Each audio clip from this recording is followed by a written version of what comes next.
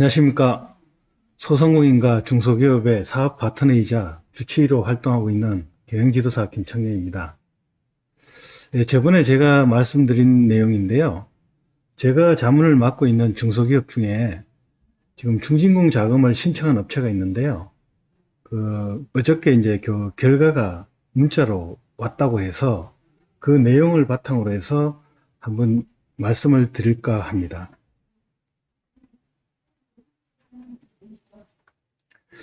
예, 보시는 요 화면은요, 중진공 지부에서 그 평가 결과라고 해서 안내 문자가 온 내용입니다. 이 부분을 보시고 일단은 뭐 안타깝게도 지금 탈락된 상태인데요. 탈락된 상태지만은 그래도 실패하거나 탈락한 부분에 대해서도 뭔가 배워야 하는 게 사실 있어야 되기 때문에 그런 측면에서 제가 이 내용을 공유하려고 하고 있습니다. 지금 보시면은 1번 같은 경우는 이제 미부여되었다고 해서 내용을 알려온 거고요. 그리고 두 번째, 정책 우선도 평가 있지 않습니까? 예, 이 부분에 대해서 이제 일단은 제가 생각하기에도 경쟁이 치열한 걸로 보입니다. 그래서 수요가 많아서 이 기준에 따라서 평가해 봤더니만 이제 탈락됐다, 미부여되었다고 이렇게 문자가 왔는데요. 이 평가 방식에 대해서 한번 알아볼까 합니다. 정책 우선도를 어떻게 평가하느냐. 그 부분에 있어서 일단은 가장 중요한 거는 중진공에서 이제 정책적으로 밀고 있는 혁신 성장 분야이냐, 아니면은 그린 분야이냐, 그리고 고용 창출이냐, 창출 기업이냐, 그리고 성과 공유 기업이냐, 그리고 수출 기업이냐, 그리고 중진공 첫 거래 기업이냐, 이 모든 항목을 종합적으로 평가를 한다고 합니다.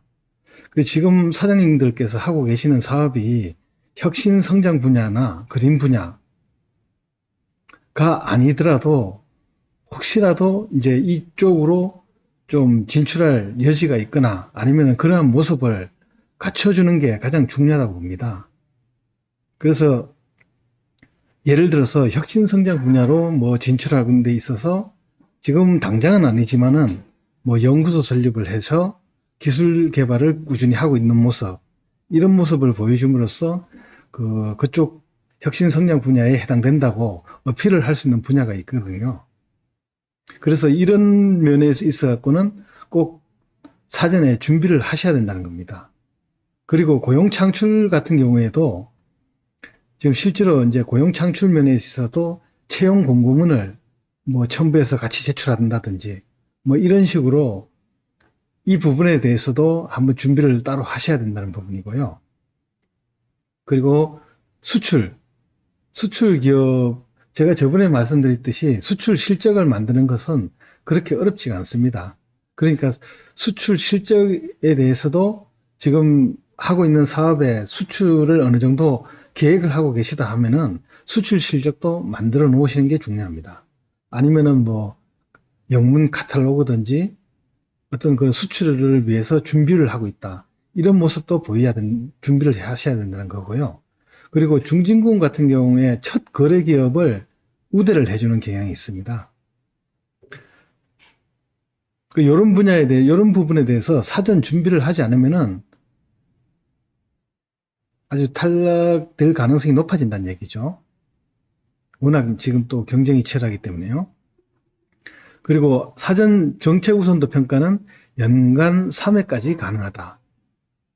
그리고 2월 사전 상담 신청은 1월 30일 오전 10시이다. 이렇게 아주 뭐 탈락된 업체에 대해서도 이렇게 그 사후에 어떻게 하시라 이렇게 배려를 해주는 모습을 볼 수가 있는데요. 그래서 제가 그 사장님께도 그런 말씀을 드렸는데요. 일단은 1월 달은 첫 달이다 보니까 아무래도 공부 잘하는 학생들이 많이 몰리는 것 같다. 그렇다 보니까 경쟁률이 또 치열하고 그러다 보니까 이제 그 순위 면에서 좀 밀린 것 같다 해서 다시 한번 도전해 보기로 했습니다. 일단은 뭐 좀 새해 들어서 좀 탈락된 소식을 먼저 전해드려서 뭐 좀 아쉬운 면도 있지만은 하여튼 이 부분에 대해서는 제가 사후 관리 면에서도 차후에 계속 어, 준비를 해서 정책 자금을 받을 수 있도록 한번 해볼까 그렇게 하고요. 그렇게 또 사장님께 말씀도 드렸습니다. 오늘 영상은 이렇게 간단하게 좀 마치도록 하겠습니다. 감사합니다.